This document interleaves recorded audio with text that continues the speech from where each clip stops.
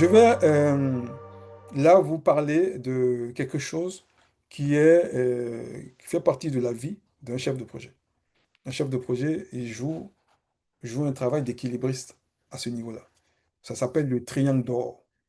Le triangle d'or, c'est-à-dire que le chef de projet passe en faisant de la planification, euh, il doit équilibrer entre le temps, le coût et la qualité. Alors, imaginez-vous que vous êtes en fin de projet et que vous avez un problème de qualité sur votre projet. Vous êtes en fin de projet, dans la phase juste avant de livrer. Vous faites donc le checklist des choses et puis vous voyez que en termes de qualité, vous n'êtes pas au rendez-vous. C'est-à-dire que un des piliers de votre triangle. Alors, trois, comme vous êtes chef de projet, vous êtes conscient de cela, vous avez trois équipements, enfin trois paramètres sur lesquels vous devez continuellement jouer. Voilà que votre projet n'est pas, la qualité n'est pas au rendez-vous. Vous allez décider soit de livrer le projet avec la qualité médiocre, auquel cas vous acceptez de ne pas satisfaire le client. C'est vous qui décidez.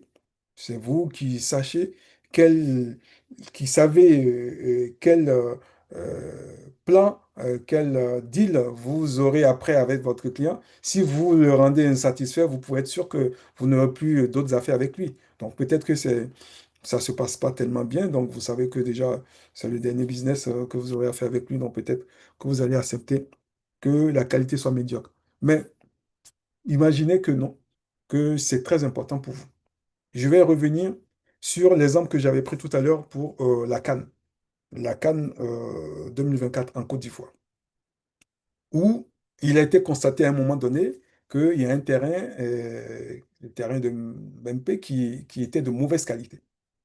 Alors, le chef de projet avait pour choix de livrer, puisqu'il a une contrainte très forte du temps. Il a le temps qui est là, il a une contrainte forte du coût aussi. Et il avait le choix de dire, bon, écoutez, moi, je n'ai plus le temps, quoi qu'il en soit, le temps ne peut pas bouger. La date du 13 janvier pour le démarrage de la CAN ne peut pas, on ne peut même pas le changer, donc je ne peux pas. Et puis bon, on m'a dit que le coût, le budget sont serrés, donc voilà. Donc on livre comme ça. En faisant cela, il exposait toute la Côte d'Ivoire.